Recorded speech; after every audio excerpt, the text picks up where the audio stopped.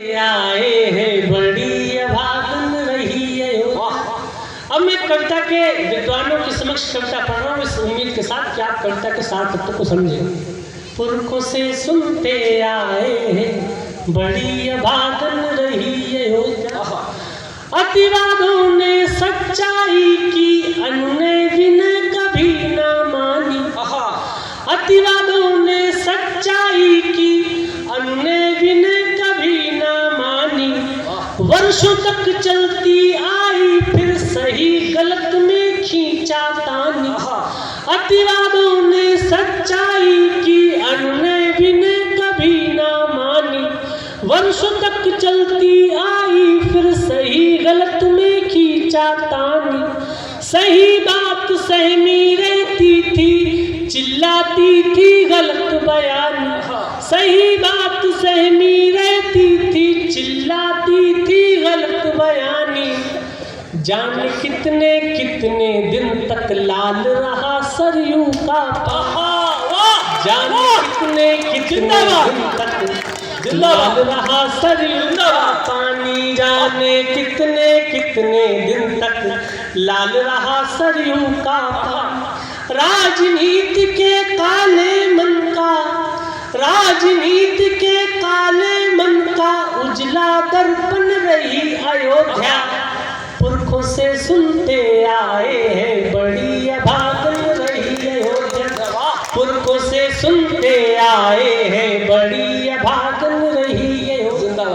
जमुना प्रसाद उपाध्याय जी ने कहा कि नमाजी भी नहीं है जो, पुजारी भी नहीं है जो, वही मस्जिद व मंदिर में सदा गमगीन रहते हैं। और अयोध्या है हमारी और हम सब अयोध्या के, मगर सुर्खी में सिंघल व शहाबुद्दीन रहते।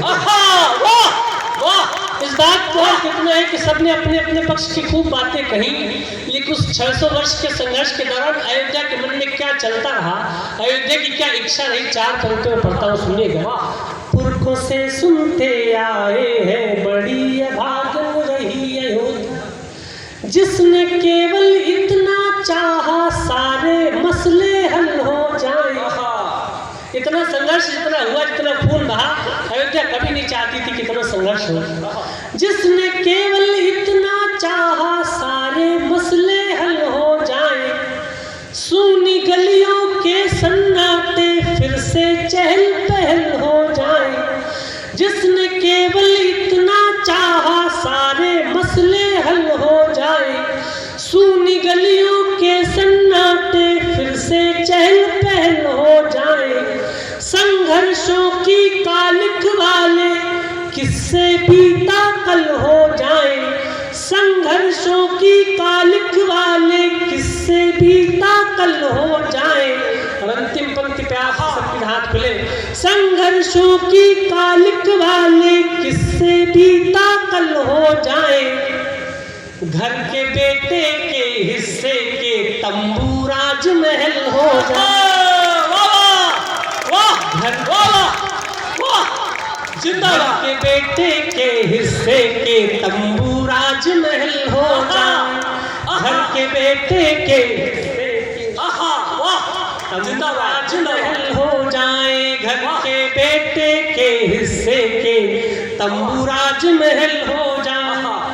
बिना राम की राम कहानी, बिना राम की राम कहानी सुनती बेमन रही अयोध्या।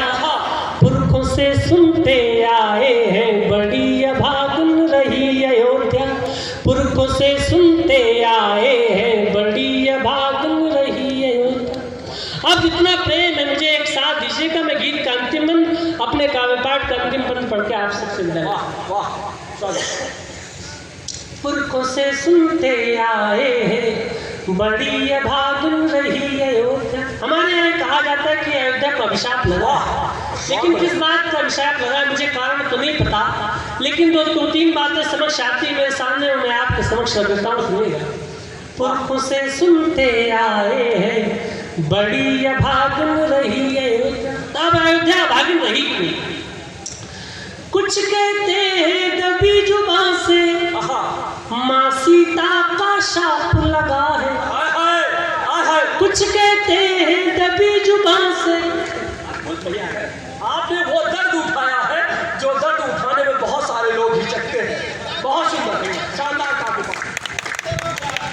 कुछ कहते हैं दबी जुबां से, माँ सीता का शाप लगा है।